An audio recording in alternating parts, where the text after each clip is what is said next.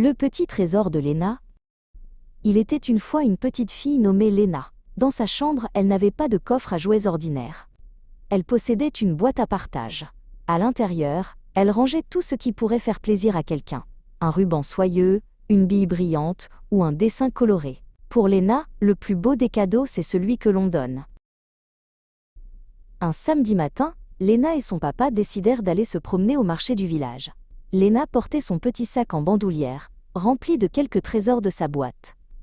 Elle marchait d'un pas joyeux, impatiente de voir qui elle pourrait aider aujourd'hui.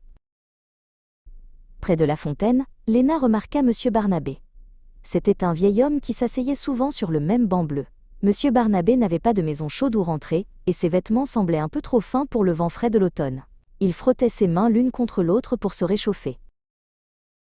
Sans hésiter, Léna s'approcha de lui. Elle retira sa propre écharpe en laine, toute douce et toute chaude. « Monsieur Barnabé, dit-elle doucement, voulez-vous mon écharpe ? Elle garde mon cou bien au chaud, et je pense qu'elle aimerait beaucoup vous protéger aussi. » Papa regardait la scène un peu plus loin, le cœur rempli de fierté.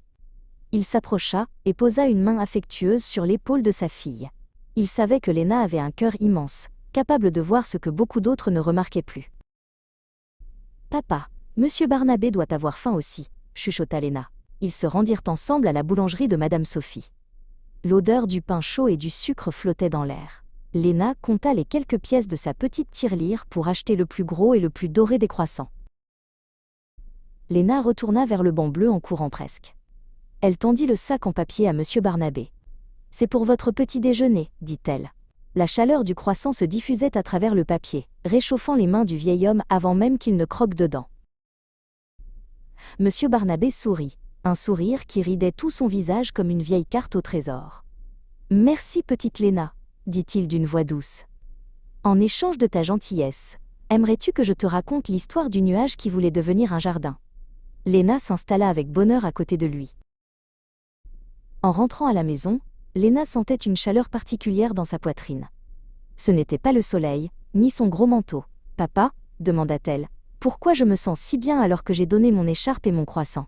Papa répondit, « C'est parce que quand on donne un peu de ce que l'on a, on reçoit beaucoup d'amour en retour. » Ce soir-là, avant de s'endormir, Léna prépara sa boîte pour le lendemain. Elle y glissa une belle plume trouvée dans le jardin. Elle s'endormit en rêvant d'un monde où chaque enfant aurait une boîte à partage, pour que personne n'ait jamais froid ou faim sur un banc bleu.